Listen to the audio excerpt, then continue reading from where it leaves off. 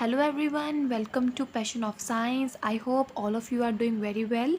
तो आज हम लोग लेके आए हैं आपके पास +2 फिज़िक्स का एक important topic that is Coulomb's law.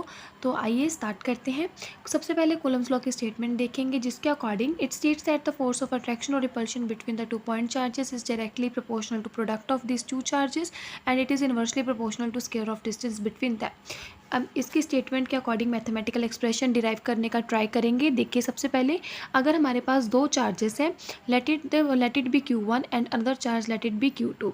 अगर दोनों सेपरेट किए गए एक डिस्टेंस r से, तो कूलम्स लॉ के अकॉर्डिंग इन दोनों के बीच में जो फोर्स लगेगी, अगर हमारे पास ये दोनों चार्जेस अनलाइक नेचर के हैं, अगर एक माइनस है दूसरा प्लस है, तो ये दोनों चार्जेस एक दूसरे को क्या करेंगे, अट्रैक्ट करेंगे। ठीक है।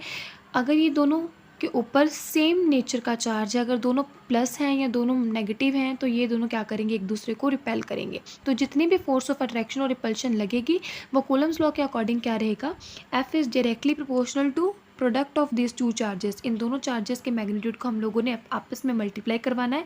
इसका मतलब क्या है कि ये दोनों चार्जेस जब इंक्रीज़ होंगे, इनका मैग्नीट्यूड जब इंक्रीज़ होगा, तो फोर्स भी क्या होगी, इंक्रीज़ होगी। और सेकंड स्टेटमेंट के according inversely proportional to square of distance between them. अगर डिस्टेंस दोनों चार्जेस के बीच में बढ़ेगा, तो फोर्स का मैग्नीट्यूड क्या होगा, कम होगा। आई होप ये दोनों इक्वेशंस आप लोग को समझ आई होंगी। तो अगर इन दोनों इक्वेशंस को हम लोग कंबाइन करेंगे, तो हमारे पास थर्ड रिजल्ट निकल के आता है, F is directly proportional to Q1 Q2 upon R square. ठीक है। ये Q1 Q2 को हम लोग मैग्नीट्यूड फॉर्म में भी लिख सकते हैं और इसको हम लोग सिंपल फॉर्म में भी लिख सकते हैं।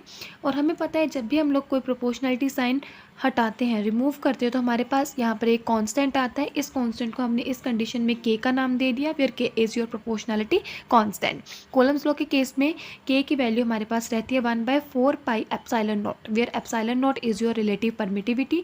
और ये पूरी की पूरी टर्म क्या है, कांस्टेंट टर्म है। इसकी वैल्यू क्या रहती है हमारे पास, 9 × 10⁹ न्यूटन मीटर स्क्वायर पर कूलम इनवर्स स्क्वायर। ठीक है।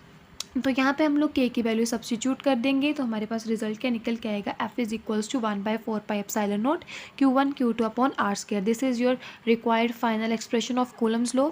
अगर आप लोग चाहें तो 1/4 पाई एप्सिलॉन नॉट की यूनिट्स भी आप लोग यहाँ से कैलकुलेट कर सकते हो। कैसे कैलकुलेट करोगे आप लोग, F की यूनिट्स क्या रहती है हमारे पास, न्यूटन। ठीक है। दो चार्जेस हैं, तो दोनों चार्जेस की यूनिट्स हमारे पास क्या रहेंगी, कूलम इंटू कूलम। ठीक है। Coulomb into coulomb your coulomb square, and distance की यूनिट्स क्या रहती है, मीटर। यहाँ पे स्क्वायर लेके चलें तो यहाँ पे मीटर स्क्वायर आ जाएगा। ठीक है। अब इसकी कैलकुलेशन करनी है, इसको हम लोगों ने as it right hand side में रहने दिया, बाकी सारी टर्म को हम लोग लेफ्ट हैंड साइड लेके चले गए। तो क्या आंसर आ जाएगा, newton meter square coulomb inverse square. ठीक है। So this is your value of 1/4 pi epsilon naught units. मैंने पहले बता दिया था एप्सिलॉन नॉट क्या है हमारे पास, relative permittivity of free space. इसकी वैल्यू क्या रहती है हमारे पास, 8.85 into 10⁻⁻12 newton inverse metre square inverse into coulomb square. अगर आप लोग को ये टॉपिक क्लियर हुआ हो, तो please do subscribe my channel. ऐसे ही और वीडियोस के लिए चैनल को शेयर करें, सब्सक्राइब करें, लाइक करें। Thank you so much for watching.